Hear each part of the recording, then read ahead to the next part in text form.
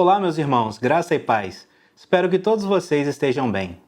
Certa vez, C.S. Lewis disse que nós somos criaturas divididas, que nós gastamos o nosso tempo, nossa força, nossa energia correndo atrás de ambições bobas, enquanto nós recusamos o convite que temos para desfrutar da alegria infinita, da alegria eterna.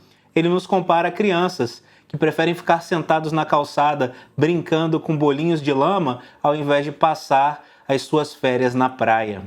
E aí, meus irmãos, o que será que vocês preferem? Passar as suas férias na praia ou ficar sentado numa calçada brincando com bolinhos de lama? Pois bem, é justamente sobre esse tema que nós vamos meditar hoje juntos aqui nesse momento. Muitas vezes nós abandonamos o que tem de mais importante e pedimos a Deus apenas coisas bobas, passageiras. Às vezes todo o nosso foco, todas as nossas energias estão voltadas para coisas que não são eternas, enquanto as coisas eternas a gente deixa de lado. Não é à toa que Paulo, escrevendo aos Efésios, ele disse que Deus faz por nós, que Ele efetua em nós muito mais do que nós pedimos ou imaginamos.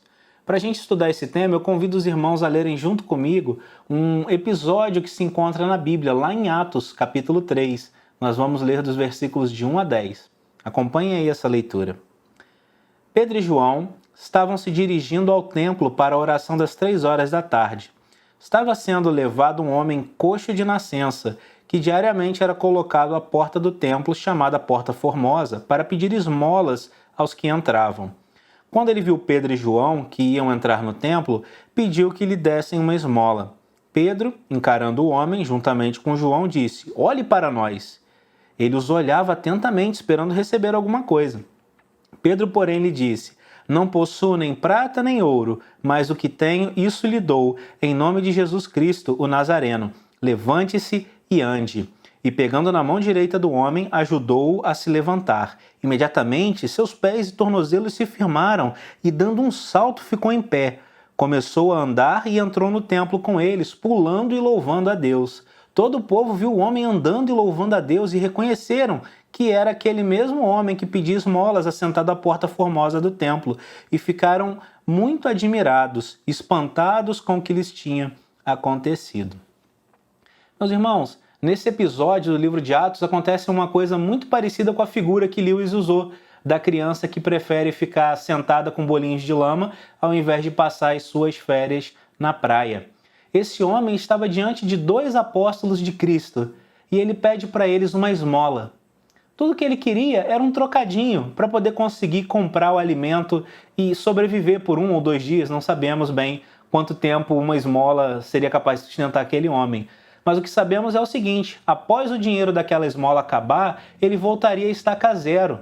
Ele novamente precisaria de alguém o levar até a porta do templo. Ele precisaria de que alguém se doesse, se compadecesse dele e lhe desse uma esmola novamente.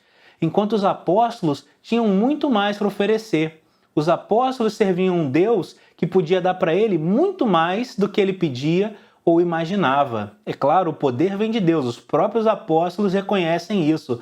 Lá nos versículos de 12 até 16, Pedro vai dizer o seguinte: "Olha, por que vocês estão olhando para mim admirados, como se eu, pelo meu próprio poder, pela muita piedade, tivesse feito esse homem andar e ficar bom? Não fui eu, tá? Foi pela fé em o nome de Jesus que esse homem andou. Essa fé em Jesus é que tornou esse homem são." Então é o poder de Deus, a fé em Cristo, o poder de Cristo que tornou aquele homem bom.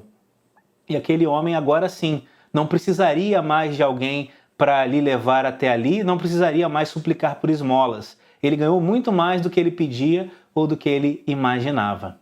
E aí eu trago um breve paralelo assim para nossas vidas, né? Uma breve aplicação prática sobre o que você tem orado, o que você tem pedido a Deus. Analise os seus pedidos de oração. Muitas vezes, quando nós oramos, nós nos preocupamos única e exclusivamente com coisas materiais, com coisas passageiras, com lazeres, com diversões. Pense quantas vezes as pessoas não oram assim: "Ah, Senhor, me dê um emprego melhor. Ah, Senhor, que essa pandemia acabe logo, eu quero voltar a dar meus rolês com meus amigos." Não é verdade? A pessoa que às vezes ainda é solteira: "Ah, Senhor, me dê a namorada dos sonhos ou o namorado dos sonhos." Não há nada de errado pedir sobre essas coisas. Mas se as suas orações se resumem a essas coisas, temos um problema aí. É claro Quem está passando por necessidade, quer um emprego. Imagina o cara desempregado, ele vai orar pedindo um emprego. Imagina a pessoa que tem um emprego muito ruim, ele vai pedir a Deus um emprego melhor. Tudo bem. Fim da pandemia, todos oramos pelo fim da pandemia, não é verdade? Nós nos condoemos com os irmãos e com os amigos que perderam entes queridos. É uma realidade muito triste. A mesma coisa, quer ter um namorado, uma namorada, peça a Deus um servo de Deus, é verdade. Agora, se você só pede isso, você me parece com uma criança querendo brincar com um bolinho de lama enquanto você esquece as férias na praia. Você me parece com aquele homem na porta do templo pedindo esmola para dois homens que tinham o poder e o espírito para fazer ele se levantar e andar e nunca mais precisar pedir esmola. Então, por que será que nas nossas orações a gente não diz assim: ó Senhor, meu Deus, por que o Senhor está fazendo isso comigo? Qual lição o Senhor quer me ensinar? Dê-me iluminação, que o teu Santo Espírito me mostre o que o Senhor deseja de mim. Gente que está pedindo por um outro emprego, para mudar de trabalho. Ó Senhor, o que o Senhor quer moldar no meu caráter enquanto eu estiver nesse emprego aqui que não é tão bom? Sobre a pandemia, Senhor, que lições o Senhor quer me ensinar? Por que a gente não ora dizendo assim: ah Deus, dá-me mais do teu Espírito, do teu poder, para que eu possa testemunhar de Jesus Cristo, como servos seus no passado já testemunharam? Pensem nisso, meus irmãos. Será que nós estamos pensando apenas em coisas materiais, passageiras, que hoje são e amanhã já não são mais? Ou será que nós temos dedicado a nossa vida ao nosso Deus e temos pensado em evoluir como cristãos, em crescer em santidade, em conhecimento do nosso Deus? Eu gostaria de fazer um outro paralelo também. Ore. Os apóstolos reconheceram, o poder não vinha deles, não é você com seu muito esforço que vai mudar da noite para o dia e que a partir de amanhã será uma pessoa que não pensa mais em coisas materiais e que bota o reino em primeiro lugar sempre. Não, nós não conseguimos fazer isso com as nossas próprias forças, né? Nós fazemos isso com o auxílio do Espírito Santo de Deus. Então eu oro ao Senhor para que Ele te abençoe, para que Ele continue a curar como Ele curou, que Ele continue a agir como Ele agiu. O mesmo Deus que foi poderoso para fazer aquele homem andar é poderoso para nos capacitar hoje para sermos testemunhas de Cristo. O mesmo Deus que na sua graça deu entendimento aos apóstolos que eles não eram capazes de fazer nada sem a fé em Cristo Jesus, Ele nos dá capacidade hoje para saber que em Cristo nós somos abençoados.